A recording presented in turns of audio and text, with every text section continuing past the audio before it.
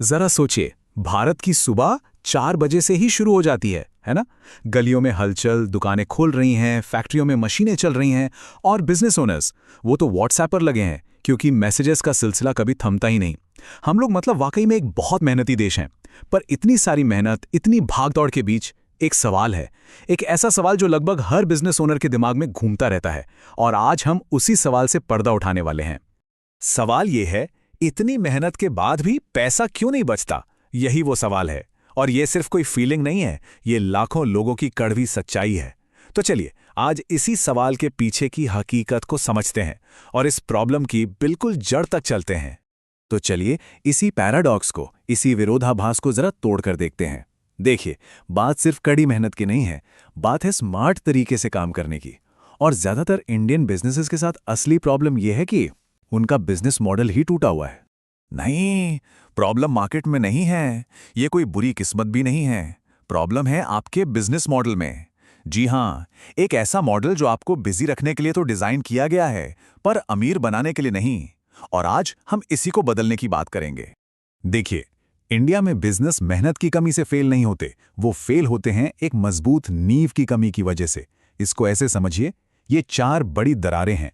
लो margins, कमजोर pricing पार, कोई साफ ब्रांड पोजीशनिंग नहीं, और पूरा का पूरा ऑपरेशन फाउंडर पर डिपेंडेंट।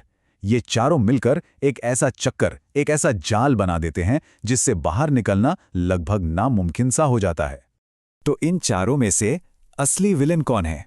ज्यादातर लोगों को लगता है कि कम सेल्स ही प्रॉब्लम है, लेकिन असली विलेन तो कोई और है, जो बिल्कुल चुपके से आपके मुनाफे को खाता जा रहा है। ज्यादा सेल्स मतलब ज्यादा पैसा, ये वो इक्वेशन है जिस पर हम सब आंख बंद करके भरोसा करना चाहते हैं। और सच कहूं तो सुनने में भी ये बिल्कुल सही लगता है। पर क्या ये सच में सच है? क्या ज्यादा ऑर्डर्स का मतलब हमेशा ज्यादा प्रॉफिट होता है? चलिए देखते हैं। अब यहीं पर है असली खेल। देखिए, दोनों बिजनेस ने कमाया तो 1000 रुपए का ही प्रॉफिट, लेकिन एक बिजनेस पूरी तरह से अफरा तफरी में है, 1000 कस्टमर्स को संभाल रहा है, और दूसरा बड़े आराम से कंट्रोल में सिर्फ 100 कस्टमर्स के साथ। यह साफ दिखाता है कि कम कस्टमर्स के साथ ज्यादा पैसा कमाना बिल्कुल मुमकिन है, और यही है प्रॉफिट मार्जिन की असली पावर। तो फिर हमारा फोकस कहां होना चाहिए? ज्यादा कस्टमर्स के पीछे भागने पर नहीं, ज्यादा ऑर्डर्स के पीछे भागने पर बिल्कुल नहीं। असली खेल है अपने मार्जिन को समझने और उसे ठीक करने का। यही वो एक चीज है जो किसी बिजनेस को या तो बना देती है या फिर बिगाड़ देती है। तो सवाल ये उठता है कि इतने सारे बिजनेस आखिर इस लो मार्जिन वाले जाल में फंसते ही क्यों हैं? इसका जवाब एक बहुत ही सिंपल लेकिन उतनी ही खतरनाक स्ट्रैटेजी में छिपा है, और वो है कीमत पर मुकाबला करना। इसकी शुरुआत होती है डर से। कस्टमर भाग जाएगा वाला डर, सही कीमत चार्ज करने का डर, कंपटीशन से कुछ अलग करने का डर, मार्केट में खुद को एक एक्सपर्ट की तरह दिखाने का डर। और यही डर बिजनेसेस को एक प्राइस वॉर में धकेल देता है, एक ऐसी लड़ाई जिसे असल में कोई नहीं जीतता। यहां एक कड़वा सच है, इसे समझ लीजिए। कस्टमर्स मोल भाव सिर्फ और सिर्फ तब करते हैं जब उन्हें वैल्यू नहीं दिखती, जब आप ये समझा ही नहीं पाते कि आपका प्रोडक्ट या सर्विस अलग या बेहतर क्यों है।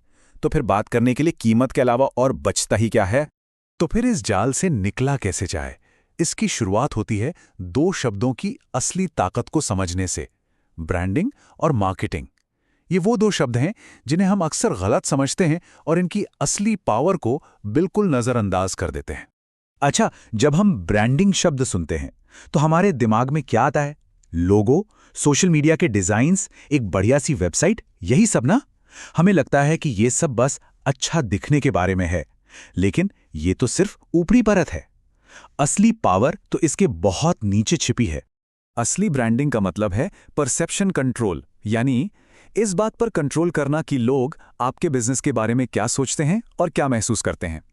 और जब आप लोगों की इस सोच को, इस परसेप्शन को कंट्रोल कर लेते हैं, तो आप अपनी कीमत को भी कंट्रोल कर लेते हैं। और बात सीधी सी है, कमजोर ब्रांड्स कस्टमर्स के पीछे भागते हैं, और मजबूत ब्रांड्स कस्टमर्स को अपनी ओर खींचते हैं, उन्हें अट्रैक्ट करते हैं।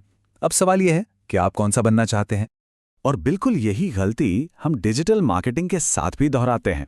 हमें लगता है कि डिजिटल मार्केटिंग का मतलब है बस एड्स चलाओ और लीड्स इकट्ठा करो। लेकिन इस सोच से सिर्फ वही लोग आते हैं जो डिस्काउंट ढूंढ रहे होते हैं, जो मोल भाव करते हैं, और ये हमें वापस उसी कम मार्जिन वाले जाल में फंसा देता है। जबकि स्ट्रेटेजिक डिजिटल मार्केटिंग वो लीड्स से कहीं ज़्यादा है। ये एक प्राइसिंग पावर मशीन है। ये अथॉरिटी बनाती है, विश्वास पैदा करती है, मार्केट को एजुकेट करती है और आपकी कीमत को सही ठहराती है। सीधी भाषा में कहें तो ये आपको मोल भाव की टेबल से उठाकर एक एक्सपर्ट की कुर्सी पर बिठा देती है। चलिए अब जरा इस टूटे हुए मॉडल की इंसानी कीमत पर भी बात कर लेते हैं।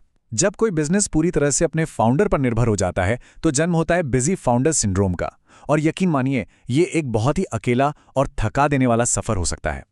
जरा खुद से ये सवाल पूछिए और पूरी ईमानदारी से जवाब दीजिए। क्या आपका बिजनेस आपके बिना 7 दिन भी चल सकता है?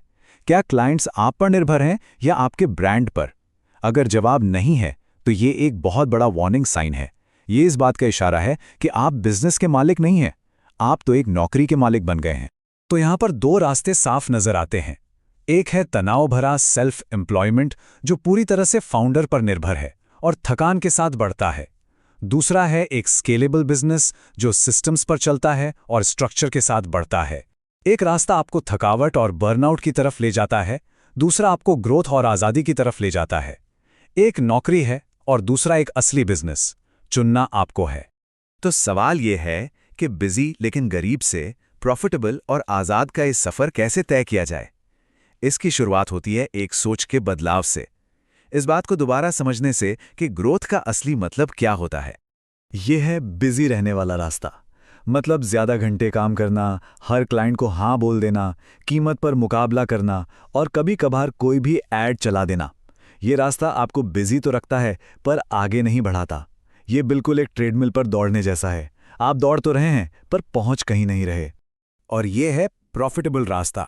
यहाँ फोकस होता है उन कस्टमर्स पर जो बार बार आते हैं, फोकस होता है एक प्रीमियम ब्रांड बनाने पर, नई नई एड ऑन सर्विसेज बनाने पर और एक ऐसी डिजिटल पहचान बनाने पर जो आपकी अथॉरिटी दिखाए।